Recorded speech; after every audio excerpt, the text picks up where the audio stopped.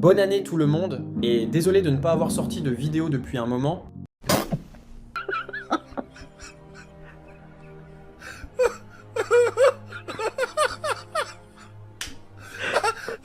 Mais personne te connaît. Alors, tu te calmes. Certes, mais c'est pas une raison, non, mais... Bon, mis à part ça, aujourd'hui, je voulais parler d'un film qui m'a marqué dans mon enfance.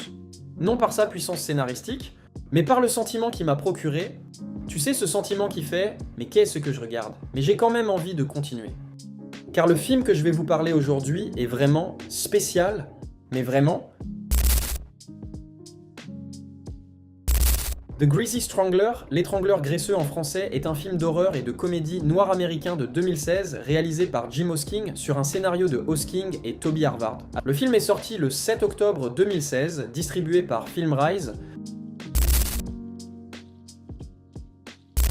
Ronnie, un menteur pathologique qui invente des histoires sur des groupes disco comme les Bee Gees, organise des visites guidées sur le thème du disco dans sa ville. Qui aime les Bee Gees?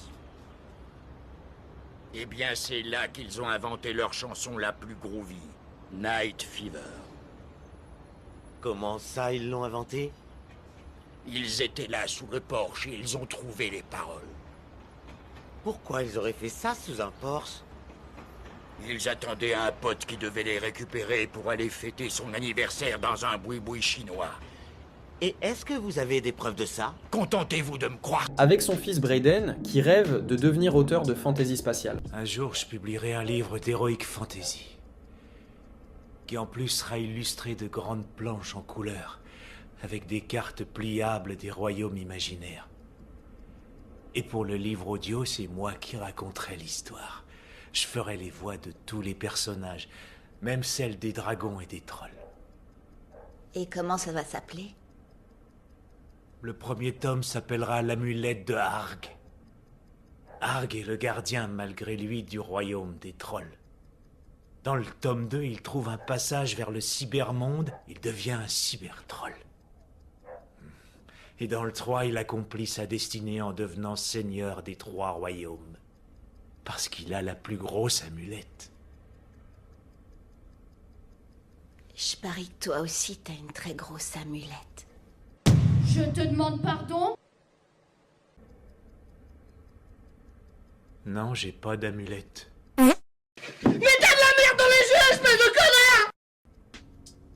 Ronnie accepte que Brayden vive chez lui à condition que ce dernier lui prépare des plats excessivement gras.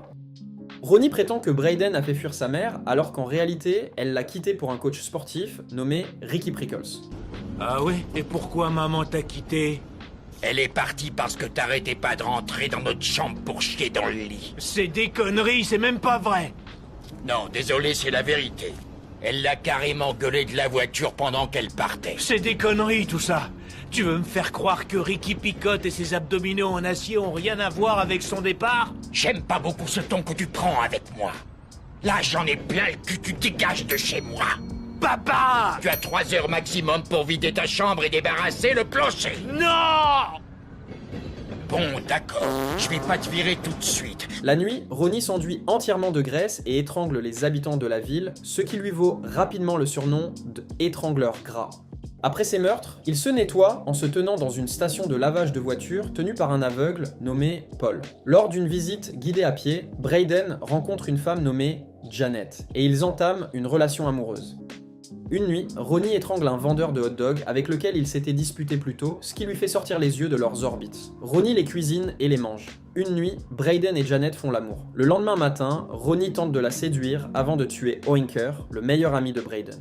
Il emmène ensuite Janet en discothèque, menaçant de mettre Brayden à la porte s'il refuse. Là, Ronnie essaye d'embrasser Janet, mais elle résiste, disant qu'elle est peut-être amoureuse de Brayden. Malgré cela, ils font l'amour et se moquent de Brayden lorsqu'il s'enfuit de la maison, désespéré.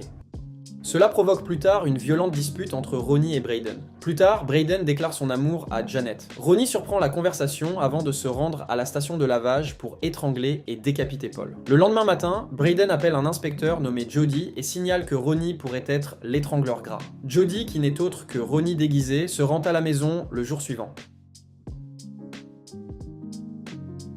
Brayden et Janet lui montrent une tache d'huile sur la moquette, présentée comme une preuve que Ronnie est l'étrangleur gras, Jody conclut que cette tache d'huile n'est qu'un indice sans valeur et exige l'arrêt immédiat de l'enquête visant à disculper Ronnie. Ce soir-là, Janet déclare son amour à Brayden et ils décident de se marier. Ronnie, caché sous le lit, se dévoile, affirmant que Janet est sa maîtresse et chassant Brayden de la maison. Janet lui propose de rester.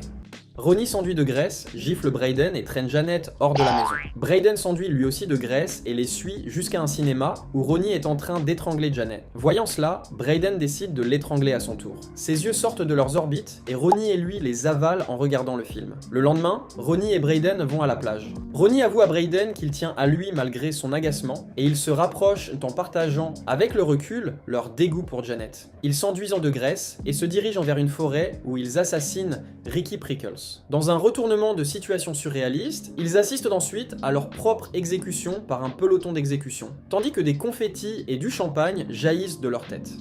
Ils s'enfoncent plus profondément dans la forêt, toujours couverts de graisse, et brandissent des lances en bois devant la caméra dans un geste primitif. Alors pour être honnête, en effet, le film est mauvais, plutôt dégueu au niveau de l'histoire et au niveau des graphismes. Cependant peut-être, parce que je l'ai connu trop jeune, je le trouve plutôt cool. Et oui, ça peut m'arriver de temps en temps de le revoir car je trouve quand même les blagues absurdes plutôt drôles et ça marche plutôt bien sur moi. Alors je vous conseille pas de le voir, ni de pas le voir d'ailleurs, mais ce que je peux vous conseiller si vous voulez tenter l'expérience, c'est ne mangez pas devant, vraiment.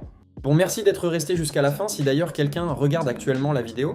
Bon, allez sur ce passer une bonne journée ou soirée et prenez bien soin de vous et prenez soin des autres. Bisous.